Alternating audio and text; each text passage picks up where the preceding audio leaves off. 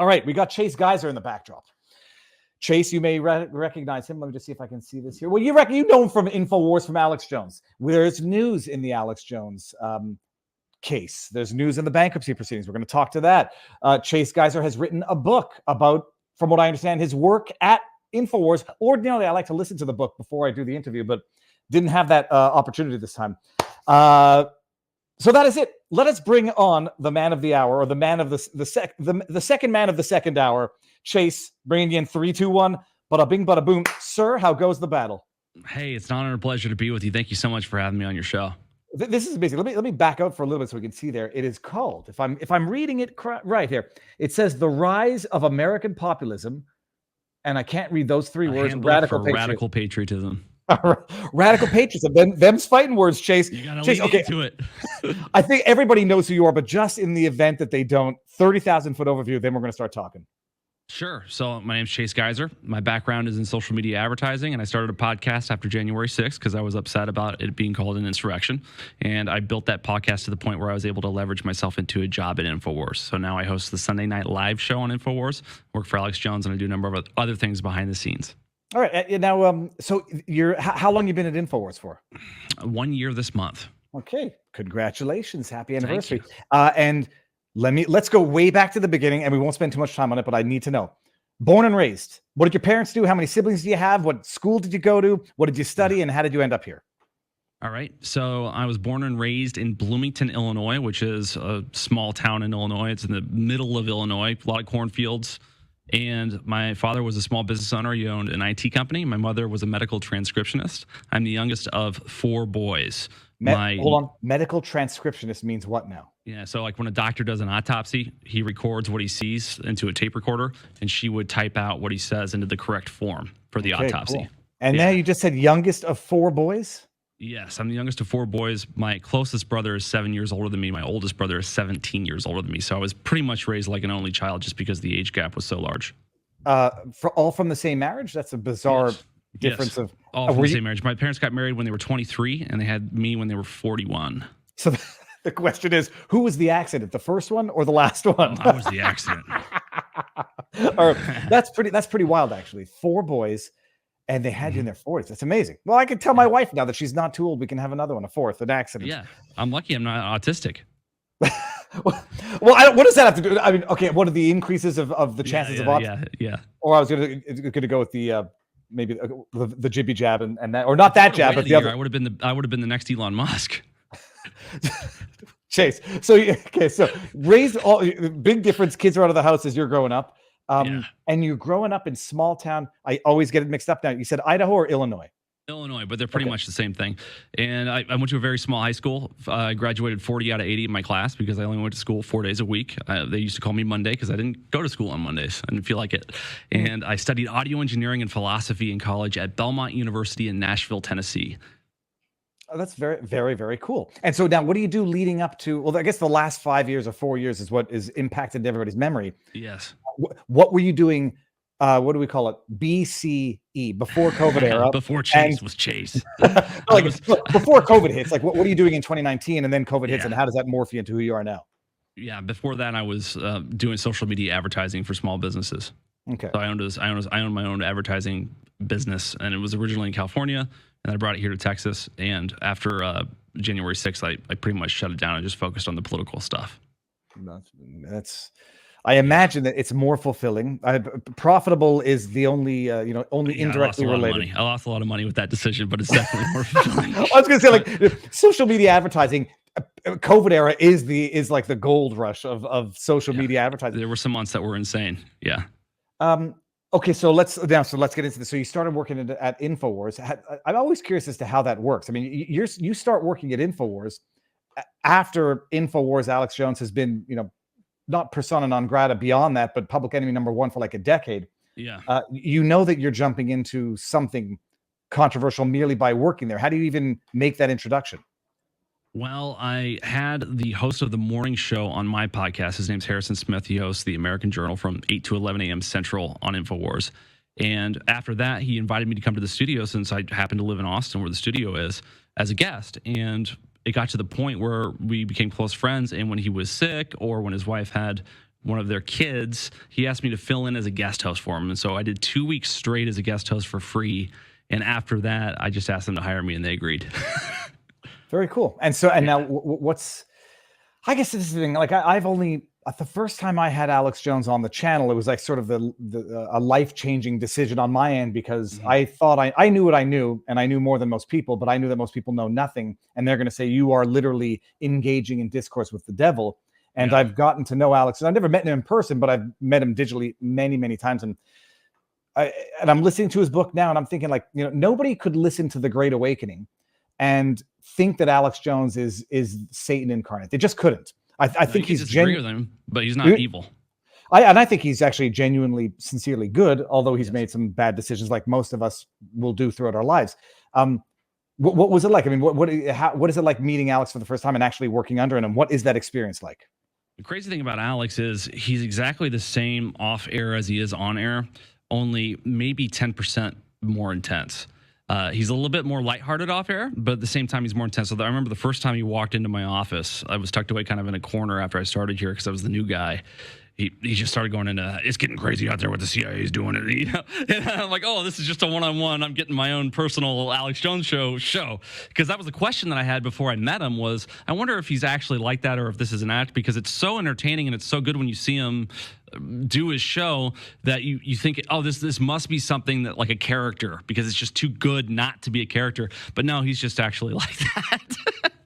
No, it's fair enough. I mean, it's like it's difficult to keep a persona for 5 hours a day if it's not an authentic persona. I mean, he's probably spends more time broadcast to the public than he does in private time, which has got to take its toll. Okay, now let's get into the book, I guess. Then you write a book called First of all, you wrote a book. Have I asked you how old you are? I am 33. 33, l'âge de Jésus, as we say in Quebec.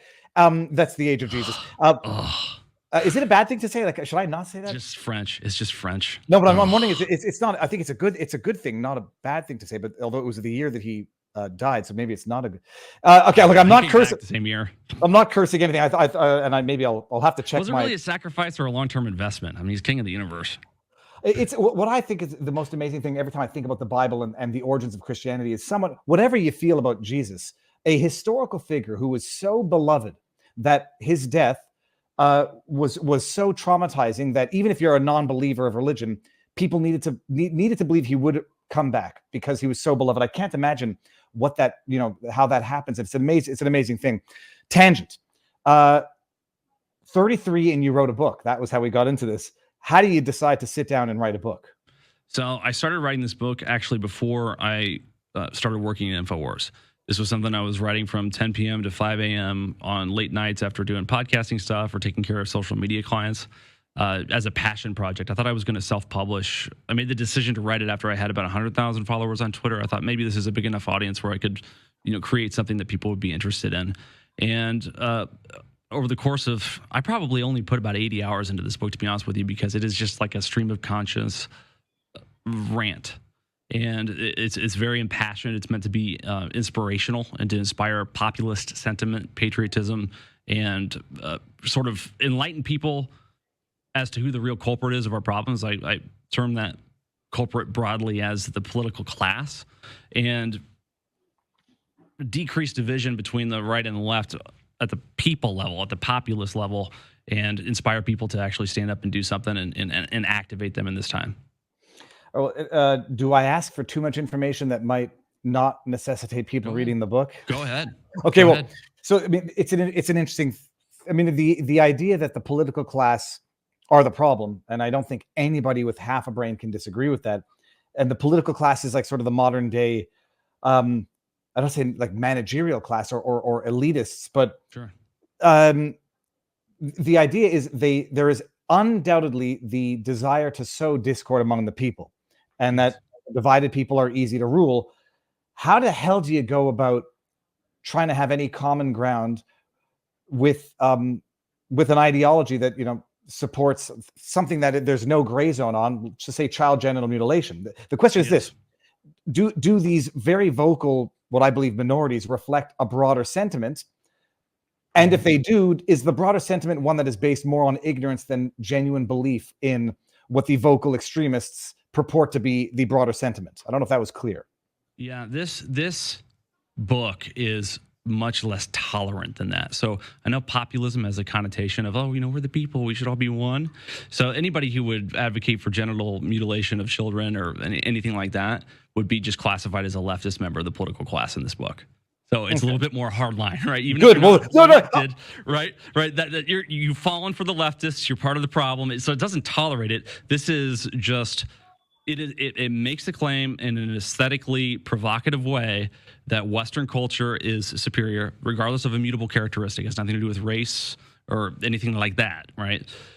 It's superior, and anybody who denies that can I use bad words in your show? Get the fuck out. Dude, you just said Western culture superior. Yeah. That's worse than any swear word. Western culture is superior, and anybody who doesn't like it can get the fuck out. That's the book. Okay, so this is, and it's an amazing thing where it's called, what's it called? Cultural chauvinism, to say that Western culture. Western chauvinism, yeah. Western chauvinism. The idea that enlightened principles of humanity, intellect, philosophy, that's not, I'll just take an easy one, not cannibalism out of Papua New Guinea. Like, okay. Yeah. That is the most clear-cut ends of the spectrum. Right. Descartes' philosophy of what makes a man versus Papua New Guinea eating invaders. Okay, we can agree there's no cultural relativism here to say, well, who are we to judge that culture? It's black and white. Then you get the gray zone, which is where all the fighting starts. But let's just actually stick into the black and the white. Child genital mutilation, gender-affirming care, part of the problem, period, full stop. Yes, okay. Absolutely. Men competing in women's sports, part of the problem, period, full stop. Part of the problem. Okay. Period, full stop. Let's go with, now, is there the gray zone on abortion, regardless of how you feel about it? If you think it's terrible, but a necessary evil up to a certain point, we can say late-term abortion without, I can't really think of any sort of attenuating medical circumstance, but late-term abortion, you support it, part of the problem, black and white. Yeah, so the book doesn't talk about that specific issue, but I would tell you that I'm just against it altogether all the time. Personally. Yeah, this reminds me of the philosophical argument I had back in the day with 5 women at McGill at a house party on a Friday night, where without taking a position on abortion, I was just saying it is, whether you like it or not, to some extent taking pleasure or deriving absence of pain from terminating a life, whether even you think it's a human life or not. Right. And I did not know that I was having a discussion with women who had a very close experience with it. This is why you don't discuss religion or politics at parties, but luckily, I don't go to parties anymore, so I get to do it all day long. What are some of the other black and white ones that you might be able to list offhand? Man, that's difficult for me to suggest just on the fly like that. It doesn't matter. So forget it. Here's the deal. The left, what they do, what the left does is they marry immutable characteristics and identity to ideals. So punctuality, for example, is suddenly like a white thing, right? And I don't know, being late is for people who, what's the term that they use now? It's a terribly racist term. Hillary Clinton used it. It's, I don't even know if I don't even want to say it because it will be clipped. It's a 3-letter acronym, and it has to do with the time that certain people follow who are stereotypically late. She actually said it once upon a time. And the idea that punctuality is a white supremacist trait, anybody who says that is I would say an incorrigible racist, period. Well, I mean, wouldn't it be better to be white supremacist then if it meant that you were going to be on time? It depends where you want to go. If you want to go to hell, no, you'd want to be as late as possible.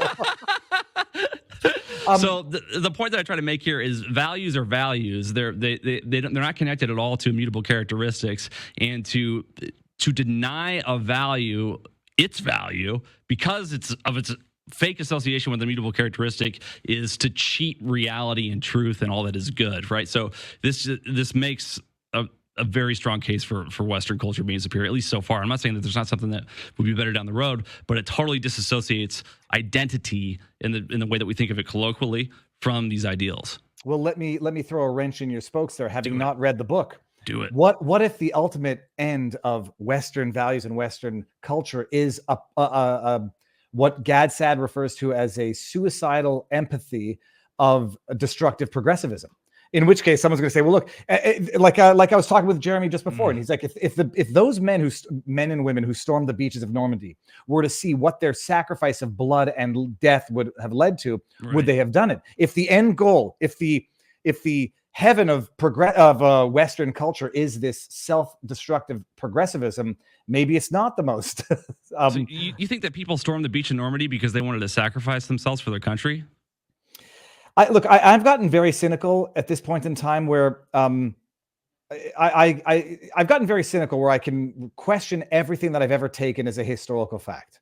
And it's not to say that, and there's no but to this, it's not to say that Hitler was not the historical monster that he was. It's the flip side to that all governments have proven themselves to be historical monsters. And I do believe, do I believe that Hitler would have gone on a we'd be speaking German if we didn't get involved in World War II, as the cliche goes? I'm not sure anymore. Do I think that the Western governments were any cleaner than Stalin or Hitler? I'm not sure anymore. I mean, when you're selling arms to both sides until you have no choice but to stop doing that, although you continue doing it, I'm not sure what's more evil, the tyrants or the tyrant enablers. So you tell me what you think without putting the words into your mouth. Were they storming the beaches out of ignorance, out of brainwashing, or were they another reason that I haven't thought of? Well, it's hard for me to know for sure because I only know how I feel. But I know that if I were in that position, I would be doing it because I would want to be a badass. You know what I mean? I'd be terrified. I'd want to survive, but I wouldn't be like thinking about my wife and kids while I was doing that. I would be so adrenaline hyped up berserk. Like it would be like I was like in a feasting frenzy. That would be the mentality that I would go into in that sort of a situation. I'd probably die, right away. I'm not saying that I'm tough or awesome or anything like that, but I just don't think psychologically people actually do anything because they want to sacrifice themselves. I think that's incredibly rare, if never. I think that sacrifice is something more often used as an excuse to get other people to do something or guilt other people into doing something. So Milton Friedman had an amazing question and answer session. I don't even know what year it was or what college it was, after he gave a speech about greed. And one of the students asked, well, don't you think that capitalism is, it's got an inherent problem in that it's based off of greed? And he just simply responded, do you think that people in Russia aren't greedy? Do you think there's no greed in China? It's like everybody's greedy. Human nature is the same everywhere. Of course, cultures are different, but our general nature as human beings is the same everywhere. We all experience lust and greed and hate and spite and pride. We have the same emotions. It's just a matter of which system exploits those in a good way or a bad way. So selfishness in a capitalist society leads to the assembly line and Henry Ford being able to make a ton of money making cars for cheaper than ever before, right? And so this is the way that I think about it. I don't think that any system actually makes people better or worse. I just think that systems either amplify or are inefficient at maximizing good versus evil. I'm going to answer this question now. You got me thinking. You say you got to be not storming the beaches because you're in a certain mode. I think, I read, I don't read very much, but I read enough of the old stock, or with the old stock, the Battle of Peleliu. And it's about the islands and the Japanese islands. And it's a traumatic book to, I say read, but listen to.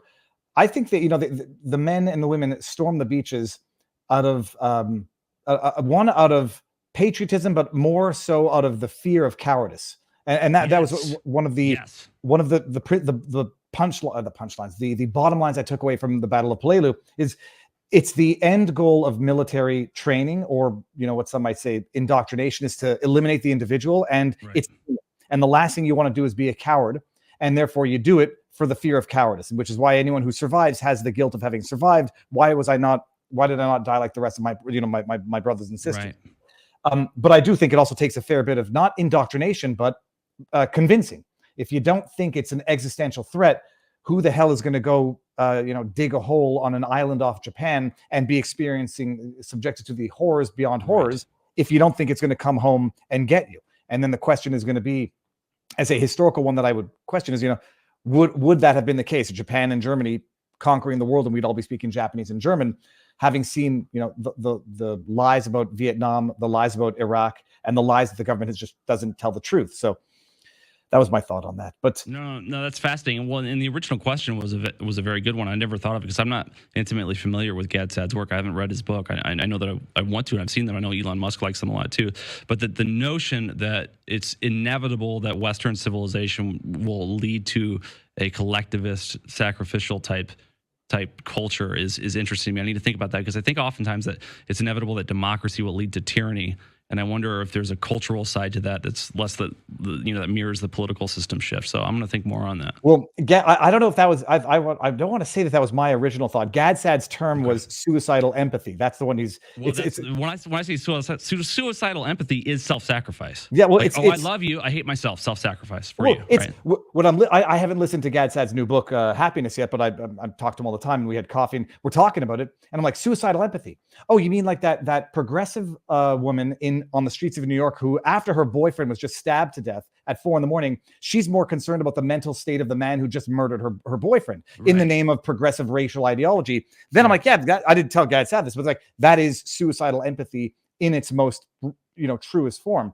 But the idea, it couldn't have been me that thought of this. It's like proactive Stockholm syndrome. Like they don't even have to kidnap you before you love them already. No, it's the level of brainwashing. Is that the criminals are criminals because of institutionalized whatever, and therefore it's not their fault, and we must sacrifice ourselves to their violence and whatever.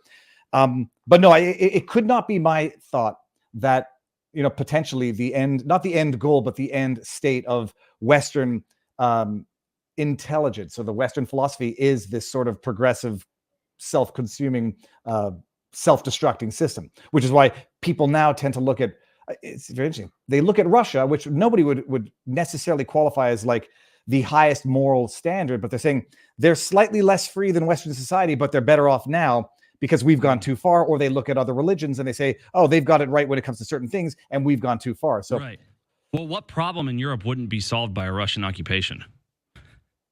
It would. I would say it's going to be a sour trade-off. It might solve certain problems, but it'll certainly migrant crisis. Well, dude, it's not like I'm not rushing to Russia either. But between, like I like to say, if I see now the way that Ukraine and Zelensky has been, what's the word? Lionized, glamorized, idolatrized. That's not the word. And the way Putin has been vilified.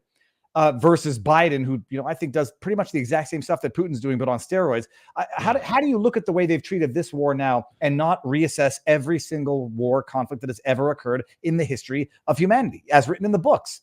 So it's very destabilizing once you realize the degree to which you've been lied to about everything, and you want to look back and say, well, maybe Winston Churchill wasn't the hero that the history has depicted him to be. Maybe he wasn't quite as bad as Hitler and Stalin, but maybe he was.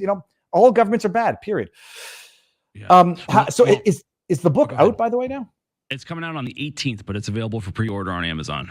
18th of June. Is there an audiobook, Chase, and are you reading it? The audiobook will be available on the 18th, and I am not reading it. But if I don't like it, I will read one and replace it. Okay, now let me ask you this. It's a very contract question. Were you allowed to read it, or did they not specifically not want you to read it, the publisher? I asked them if they wanted me to read it, and they said they wanted to use a professional. Even though I talk on a show for a living. Well, and it's not to say you don't have you don't necessarily have the most distinctive to your identity voice like Alex Jones and Gadsad. But man, I told Gadsad, like, I don't know if it was a contractual restriction. He needs to read his own book. He's got the best voice for it. I'm listening to the Great Awakening. The guy's trying to sound like Alex Jones, but he ain't Alex Jones. It's hard to listen to, isn't it? It's not. Well, he's mispronouncing one word that's driving me crazy. I forget now. I have to hear it again. But I'm also listening to it 1.3, so things sounds a little different. Okay. So June 18th it comes out. Okay. Very cool. How are the pre-orders doing? I don't know. I'm too scared to look, but I think things are going pretty well. This publisher seems to be pretty happy. How many hours is the audiobook? The book is only about 63,000 words. I'd say it's about the same length as The Great Reset by Alex Jones, which was his first book. I think I could probably read this book in three hours, maybe. Shut the front door, Chase. What? That's fast. I can't. I don't know. Well, you know how I read? You want me to tell you how I read? I read the first line of every paragraph, and if it's interesting, I'll read the next sentence. And as soon as I read a sentence I don't care about, I just do the paragraph thing again. So I can blow through a book. It's not bad. Let me see this. Lord of the Ree says Chase might be the next H.L. Mencken. He definitely has the hair for it. I keep getting that. Who's Mencken? I'm going to have to Google this. The average person doesn't want to be free. They simply want to be safe is one of his most famous quotes. God bless y'all. He's right. Can we talk about the news that's... Well, no, before we even get to the news of Alex Jones, celebrating obesity. Is that Part of the We're gonna problem. talk about that fat chick in Alabama. I feel compelled to, because there's a controversy. That's not one of the ones that's mispronounced. There's a controversy about it that, libs of TikTok got community noted. Because let me bring up the tweet. She got community noted, and you won't believe what she got community noted for. We'll see if the community note is still there. She puts out, the girl in the middle just won Miss Alabama, thoughts, and then the community note says, take her eyes off her. well, I mean, there's only a very small parentheses there's only a very small hypothetical where this might be not as bad as it looks. The woman in the picture is not the winner for Miss Alabama 2024. Diane Westover is. The woman in the picture, Sarah Milken, won the National American Miss pageant, where participants are a younger demographic. Oh, she literally just said she won Miss Alabama. Her sign says Miss Alabama. She's at a different pageant. When I saw the story, the click to me, the shocking thing to me, and I didn't even think about it, was not that I thought she won Miss America's Alabama. The thing that I found shocking about it is that every outlet that wants to celebrate this as a success was touting the fact that she's a plus-size woman who won Miss Alabama pageant. And whatever it was, I'm trying to find the news on Pink. I'll see if I can get this here. But my issue with that was not which pageant she won, just that we are celebrating morbid obesity, which everyone knows takes years, if not decades, off your life. But now on social media, they're flipping it to MAGA right gets it wrong. This wasn't Miss America. This was just NAM, National American Miss pageant. She won it.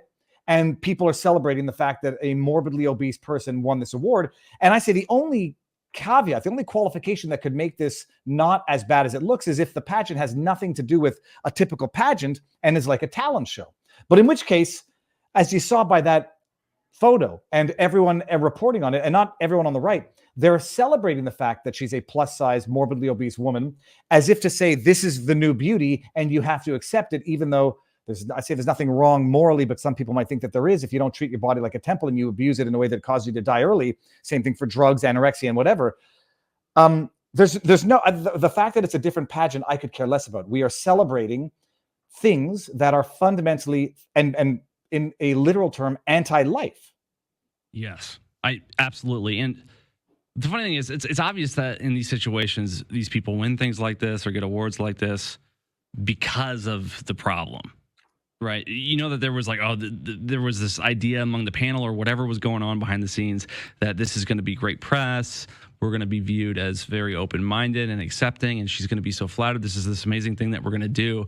But it's not even the fact that it's not as aesthetically pleasing, just objectively. Most people are not attracted to women who look like that. I'm sorry. I'm not trying to be cruel or insensitive, but it's the character behind what you have to do in order to get to that point. So there's something wrong with this person mentally, whether they're seeking comfort in the food that they eat because they had some sort of childhood trauma. I mean, there's something wrong that happened, and we should, of course, love and embrace and care for people like that and try to help heal them.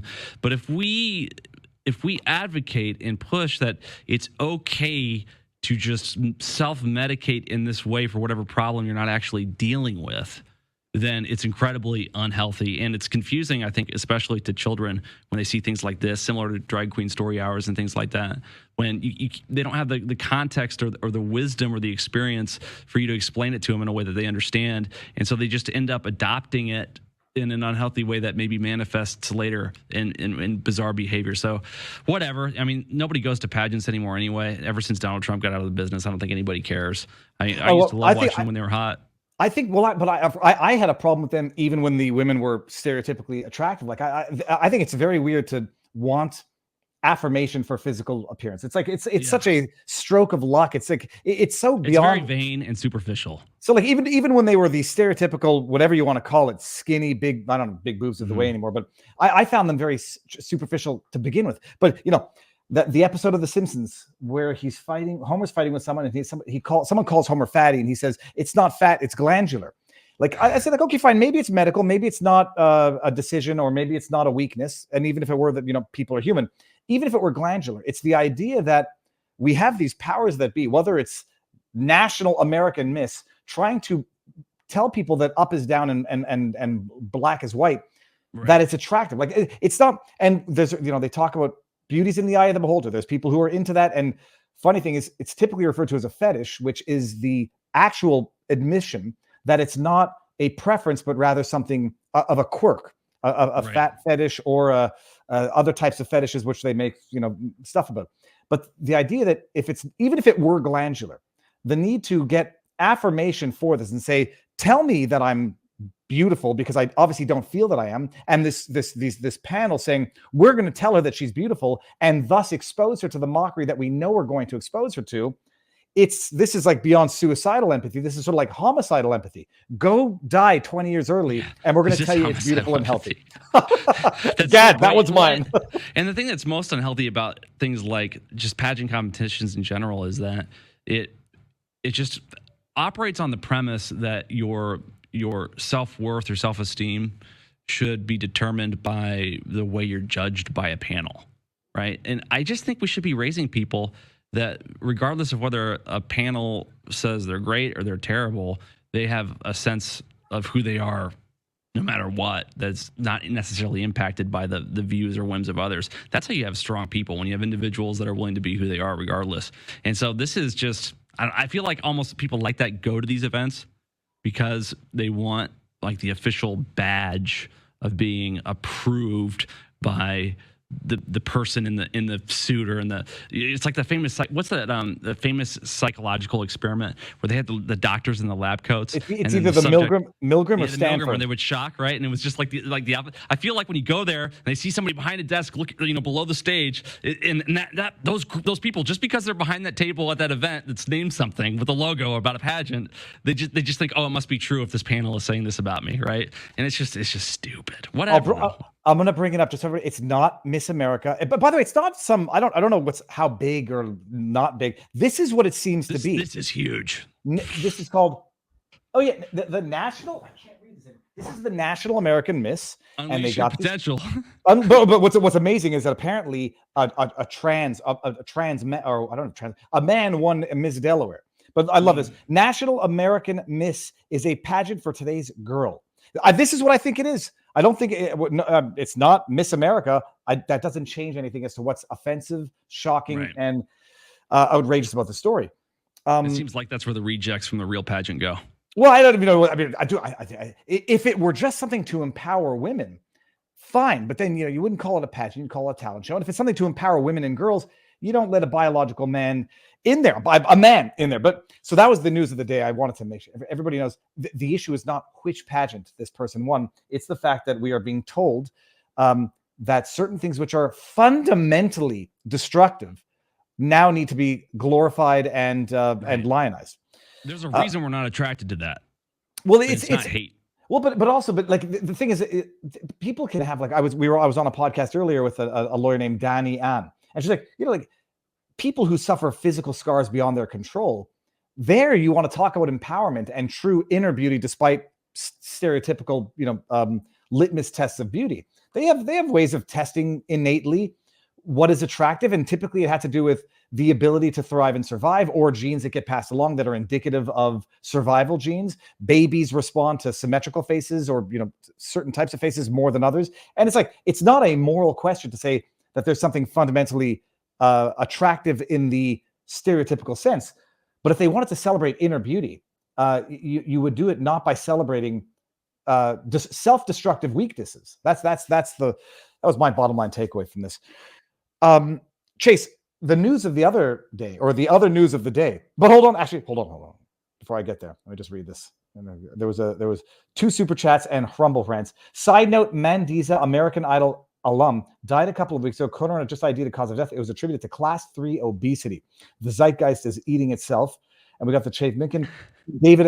Denise Ann says, David, Alpha Warrior needs a lot of help. He just had to fire his lawyer yesterday because his lawyer wanted him to plead guilty at yesterday's hearing. Have him back on. Alpha Warrior was another one of the Jan 6ers who was raided. I was on his podcast a couple of weeks ago. That's outrageous. I'll look into that. I've screen grabbed it. And then we've got tipped questions. Let's see. A recently retired Canadian general said 20 years ago, Canada has 6,000 combat-ready troops, and now it is down to more like 600, which 400 are stationed in Latvia for NATO commitments, says Roostang. Finboy Slick says... chance to annex Canada. You joke. It's been annexed by China and or India as... So we. And Jeremy's examples of who gets put what in their butt really speaks to Viva's nature. Jeremy's examples of who gets to put what in their butt really speaks to Viva's nature. Finboy Slick. Okay, I know that wasn't intended to be an insult. I don't know if I get the comment. Chase, the news of the day is that the Infowars has agreed to liquidate assets. Let me see if I can pull up an article. Yeah. So and I'm Alex Jones has a personal bankruptcy, and he's got the corporate one for Free Speech Systems, which is the parent company of Infowars. And he has motioned for Chapter 7 bankruptcy personally, which means he is going to be forfeiting his personal ownership in Infowars, and then therefore Infowars will become the property of the plaintiffs or the court, or however it's termed. Yeah, it's over. We got about 2 weeks left, I think. Let me see if I'm going to talk about this Sunday with Barnes. Obviously, let me just pull the screen out of here. Sure. I wanted to scroll down. And the first article that came out about it was the CNN article, and they had Oliver Darcy write it. And that's significant because Oliver Darcy was the reason that Jones was banned from Twitter the last time. Well, let me see. I'll read it a little bit, and then you'll tell me what you know or what you can answer. Sure. Okay, so he's converting his bankruptcy into Chapter 7. So, and this is I did some Canadian bankruptcy. I've done enough Canadian bankruptcy, but Chapter 11 is reorganization. Chapter 7 is liquidation. So yes. So it says that U.S. Judge Alex Jones has asked the judge to convert his bankruptcy 7, giving up an effort to liquidation, giving up an effort to settle massive legal judgments related to his lies about the 2012 Sandy Hook massacre. Jones believes that there's no reasonable prospect of a successful reorganization of his debts, most of which stem from the $1.5 billion judgment. Okay, fine. Courts in Texas and Connecticut have ordered him to pay $1.5 billion. That much we know. Okay, bankruptcy can be used to wipe out the debts. This is what's going to be curious. But the judge overseeing Jones's case ruled in October that most of his defamation verdicts cannot be legally discharged because they result from willful and malicious. This was the issue about it being intentional infliction of emotional distress. It can't be liquidated. It can't be discharged. I'm sorry. So he's always going to have it over his head unless it gets overturned in appeal, which I presume is still going to go forward. So at the end of the day, these decisions might nonetheless still disappear. But he's giving up his ownership in Infowars to whomever is going to continue to operate Infowars? Yes, that's my understanding. And there's some reasons for it that I don't quite understand. You have to forgive me. I don't have any background in law, but I believe that this actually may potentially buy some time for Infowars, like a matter of extra weeks, short amount of time, because I think that the way that the liquidation is negotiated and handled goes up to a federal court, but I'm not sure. I don't even understand it. Basically, we got to a point where we realized that it was going to be impossible to win this case because the plaintiffs were refusing to work out a reasonable settlement. And so I think Jones is just saying, all right, well, then I'm going to move on to the next thing. If it's inevitable that this dies, I'm going to, I've fought as hard as I can. I'm out of money personally, and I owe $1.5 billion, and they're going to string me along, and they're going to make it harder and harder. So it seems like the right decision. We had a company meeting this morning. He made everybody feel good about it, and he's going to try to wrangle something else together as the next step. But unfortunately, I didn't even know it was possible in the United States of America for debt to not be dischargeable, right? And I understand the law, and I'm reading like, oh, okay, so if it's malicious, then I get it. But the fact that he's going to owe money to these people for the rest of his life, to the point where every business that he starts, it could potentially have a court overseeing its operations to make sure that he's not being reckless with profits or making bad business decisions, because that would be failing the plaintiffs in this case, the creditors in this case, or any job that he takes, a portion of his salary, I presume, is going to be going to these plaintiffs. That sounds a lot like indentured servitude to me. And I understand that's the law, and it's not just happening to Alex Jones. I'm sure that it's happened to other people in bankruptcies before. But the fact that he's got this hanging over his head for the rest of his life really doesn't sit well with me. And it's not just because I like Alex Jones. It doesn't sit well with me that any court could do that to any person. No, it is. I mean, there is the legal distinction that there are some debts that are dischargeable and others that are not. Mm-hmm. And then Texas is known for its good, its robust homestead protection. Yes, but yeah, no, it's his house and his car. Yeah, and it's true. But bottom line, to the extent that he ever makes a living or has, I don't know how it would work in terms of future revenues, he'll always have this judgment unless it gets overturned, which I, as a matter of law, believe it has to. I mean, people seem to not even understand at this point in time. He was defaulted into liability, and there was no hearing evidence submitted for the actual liability. The evidence submitted was for the quantum, where they got a jury, impaneled a jury with grooming type questions, as in like, oh, do you know, would you be averse to a $500 million judgment? And then they got a ridiculous quantum, which exceeds anything that is reasonably justifiable. I mean, I believe that I believe the estate of the man who actually killed the kids was only sued for $1.5 million. And they'll say, well, that's because you didn't have any money. What's the point of suing for more? It's Jones insane. doesn't have $1.5 billion. No, but there are people out there who think Jones had a hand in the killing, and there's also people out there who just have a wild misunderstanding of the extent, scope, and nature of the comments Jones made over the years, because they see 10 years of comments condensed into what was it, 16 minutes of video? They are told, the public is told by the media and these documentaries that Alex intentionally lied, knowing the truth, in order to make money. That's the narrative. And the fact of the matter is, the stuff that he said, I don't agree with. I think it was inaccurate back in the day, but he believed it when he said it. So, and I think they knew they weren't going to be able to prove malicious intent in court, because it was going to become obvious to people as they talked to him that no, he actually believed. He was crazy, but he actually believed it, and that's why they needed to go to the default route. That's just my opinion on it. Again, I'm not an expert, but I can tell you, whatever you think about Alex Jones, and he's not perfect. I mean, he's a loose cannon. He's bombastic. He's a wild man. He's great. He's not a liar, and he's not a bad man. So I didn't care so much before I started working here, but now that I've been with him for a year and spent so much time with him, I really do personally care about him, and it's just really fucked up what they've done to him. No, there's no question. And again, it's like he did. If you take a few sentences, yes, wrong, objectively wrong, callous, immoral, however you want to call it, reckless, The idea that he initiated the harassment campaigns is factually incorrect, and nobody's ever going to know that because they never had a hearing on it. Statute of limitations were legal questions that were to be asked that were not asked because of the default liability. Public figures. I mean, whether or not it's a tragedy, they became, if nothing else, single purpose public figures, where you have to prove actual malice above and beyond. And then the other thing, just bottom line, even if you get into violent event denial, and even if he was the most malicious denier of events, I mean, you still have people who think Ashley Babbitt is not dead. I mean, I believe that the Holocaust didn't happen. I know. Well, the only problem with that analogy is that you've got countries that made Holocaust denial a crime, and right, but in the United States, it's not a crime. Well, so you can legally say the Holocaust didn't happen, but you can't say that a mass shooting didn't happen. It is wild, but you have people out there who still say Ashley Babbitt didn't die. Or you have people out there who say that Brian Sicknick was murdered by Trump protesters. I mean, these are all lies about tragedies. And then people are out there who genuinely believe it.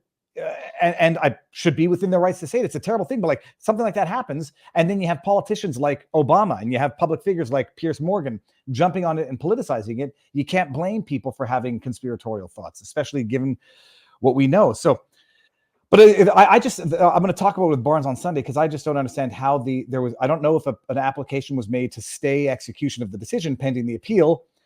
They're going to liquidate, or Alex has given up his interest. So what do you think is going to happen? They're going to liquidate the assets of Infowars, sell cameras? If I had to guess, both hearings for his personal and for free speech systems are on Friday the 14th, 10 a.m. back to back. If I had to guess, the judge is probably going to approve Chapter 7 and dismiss the bankruptcy case for free speech systems, eliminating bankruptcy protections. And so states are going to go back for liquidating, or the state's going to come in and liquidate like immediately, like the next week, within a few days. They just have to get a judge to sign it. They'll probably lock the doors and then start auctioning stuff off. I mean, and I don't mean this is not to be demeaning. I mean, even if it's worth, let's say aggregate, I don't know, $10 million in the studio, broken up, it's going to be worth 10 cents on the dollar. Yeah, they don't want the money though, because you got to keep in mind they make money in other ways. So they sued Remington. I think they made like $70 million. I think they might have sued one other business, but they've also raised millions of dollars, I believe, for some of the foundations and nonprofits that they're working on off of Alex Jones being the villain. And the fact of the matter is, these lawyers, the plaintiffs are different. I'm not talking about the families. These lawyers, the legal teams that took an interest in this case, they're not going after him because he was wrong about Sandy Hook. They're going after him because of all the things that he's right about. And he represents a real threat to the narrative that is necessary for a leftist victory. And they're really pulling for democratic ideals and this neo-leftism. And I don't think it's necessarily conscious. I think on a subconscious level, they're just disgusted by him because he stands for everything that they hate.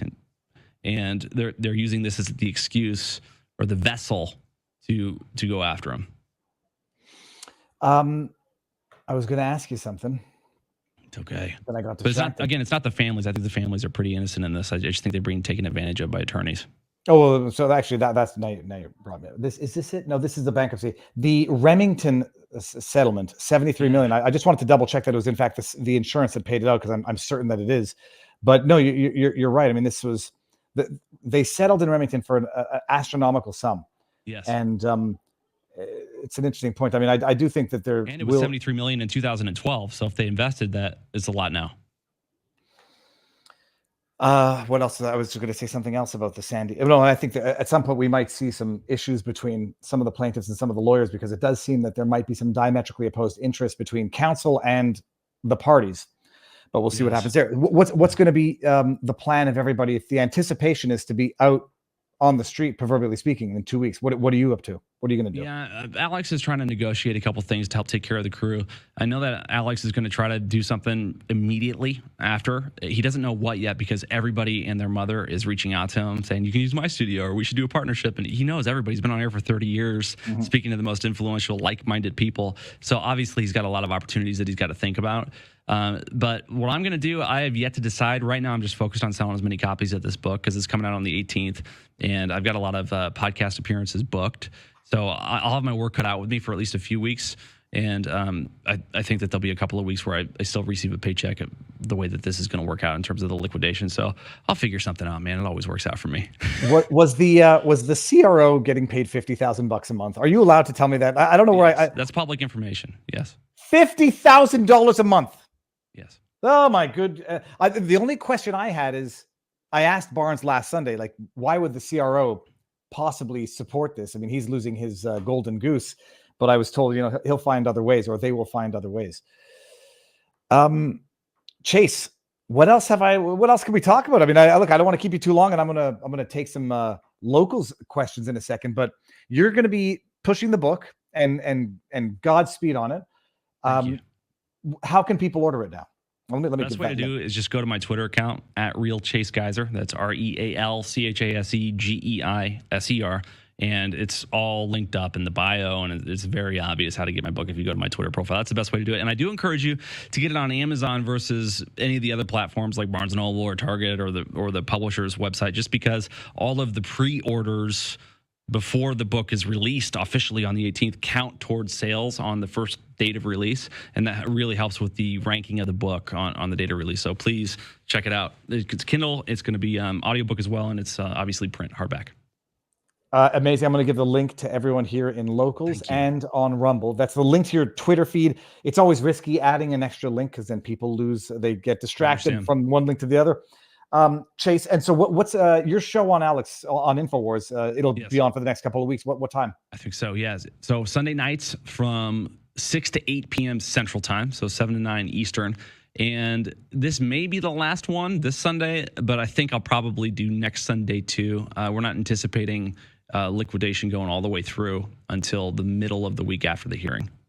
So, and there's still some, I don't know, is there some faint light that this might be resolved from, I don't know what the status of a potential settlement is. Is there any faint light, glimmer of hope that this might be resolved amicably through restructuring? I highly doubt it. I would give you about a 99.5% confidence that that's not going to happen. Well, I mean, the Jones and financial issues is going to be one thing.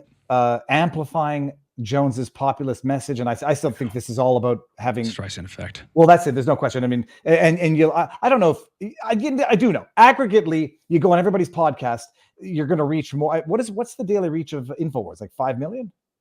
I don't know how many listeners we have. It's hard for us to quantify because it's spread out across different mediums. So we have a bunch of radio stations that we're on. Who knows how many people listen on those? We have the stream on our own website. We're on every single obscure platform you can imagine streaming, plus on Twitter. But I can tell you that Alex Jones in 7 days reaches over 100 million people on his personal Twitter account. Okay, well, that's amazing. So, I mean, now I don't know if you can aggregate that, but I'm sure you could. And even if it were a show on Twitter, we were reaching enough people to sell $100,000 of supplements a day. Public information. Son of a beasting. Well, now I can understand. Now I can understand why people are. No, I was going to say I can understand why everyone's going to be knocking on Alex's door. It's like, hey, come on my channel and we'll. Okay, well, anyways, that's amazing. It's not good news. I can imagine how many people that must be, because I've done sales and digital marketing for a long time. Sell $100,000 worth of supplements. You got to be reaching millions of people. Yeah, well, but also, from what I understand, it's good stuff. I'm not trying to sell Alex this It's stuff. legit. And It's I didn't good believe stuff. in it before I worked here either. But I was laying around and I would try it, and I noticed a difference. It's real. Yeah, and I don't have any of Infowars supplements, but I don't really take very many supplements. But like there's energy drinks and vitamins and there's stuff that we take that we should take every day because it's just the thing to do. You can find Absolutely. Well, if you want to try them ever, you have to go to InfoWarsStore.com right now because after 2 weeks, you're not going to be able to get them. So if you ever want to just know what it was like to have the snake oil, as the leftists like to call it, now's your chance to go get some. Infowars.com. Chase, thank you very much. It's been fantastic. We will continue to be in touch, and everybody knows everybody's always welcome on this channel. It just seems that only certain people from a certain political demographic accept that open-ended invitation. But I can pretend to be a communist next time. Good, we can do it. You'll steel man communism. Chase, thank you. I'm gonna put the link in the pinned comment when we're no longer live, so people can find it. The book is The Rise of American Populism: A Handbook to Radical Patriotism. For radical patriotism. And it's Geiser, not Geiser, people. So don't mispronounce it again. And Alex Jones wrote the foreword too. So that's another reason that's the utmost of flattery. That's amazing. And Steve Bannon wrote the foreword for The Great Awakening. So it's beautiful. Okay, Chase, thank you very much. It's been fantastic. Thank you so much. All right, go. Have a good one.